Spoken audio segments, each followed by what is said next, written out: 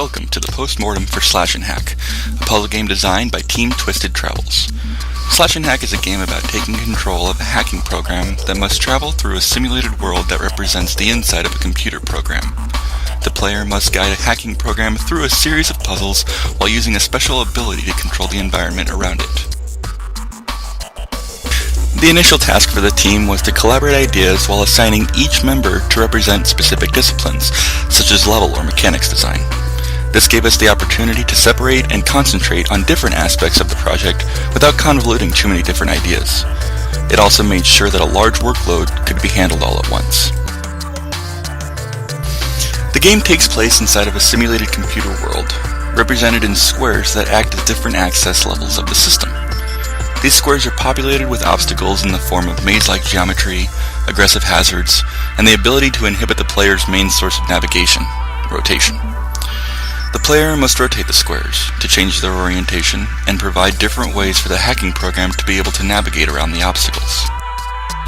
As the player makes their way through each square, they must collect code snippets to open the portal to the next layer of each level.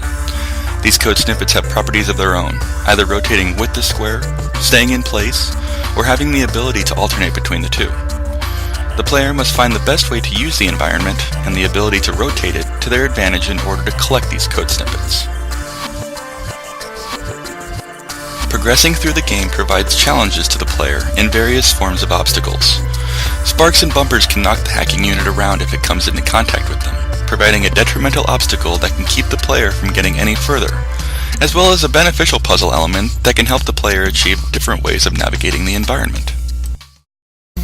The player can also run into circuits that must be connected based on the orientation of the square to provide different paths to traverse the map, as well as dead zones that inhibit the player from rotating the level at all, forcing them to find an alternate means of interacting with the level's puzzles.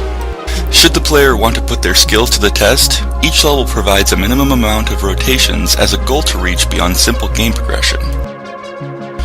The concept originally started out with potentially rotating in 3 dimensions. With the amount of time we were given, we were worried that the complexity of creating those kinds of puzzles would quickly become too large in scope. The initial process began with determining which kinds of features best fit with the main mechanic being the ability to rotate the level.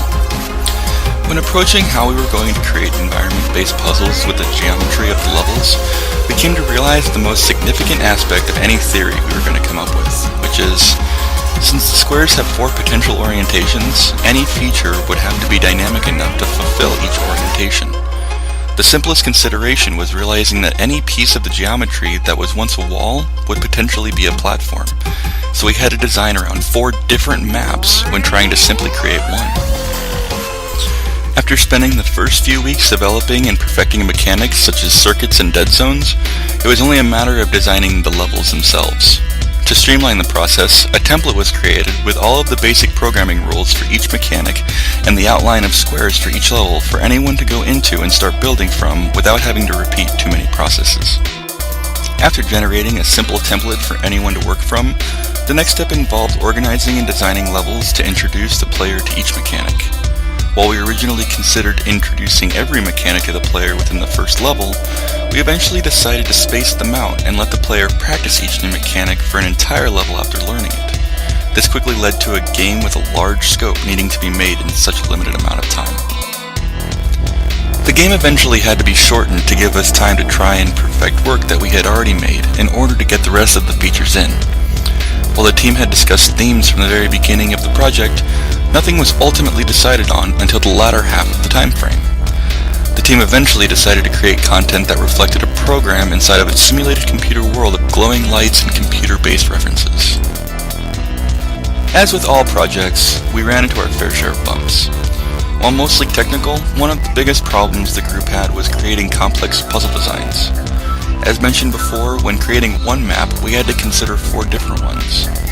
While our initial level concepts may not have provided for gradually challenging gameplay, the most formidable opponent in that regard was time.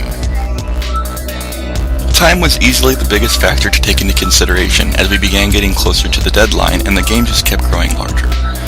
Were we to have more time, level and puzzle designs could have evolved and been perfected. More levels could have been included to allow the player to branch from what we consider to be the tutorial levels levels, and go on to create more levels that incorporated multiple features and give an even more challenging and fulfilling gameplay experience. Time was also the main obstacle in regards to the amount of features we wanted to integrate into the game. Features such as multiple game modes, like a time attack, and other obstacles and puzzles, like using the gravity of an orientation, had to be pushed aside for other, more crucial aspects of the game. In the end, Slash and Hack is a game that Team Twisted Travels is proud to take responsibility for making, and it's something we all look forward to showing off to represent our abilities as designers. We hope everyone who plays it enjoys the experience as much as we enjoyed the experience of creating it.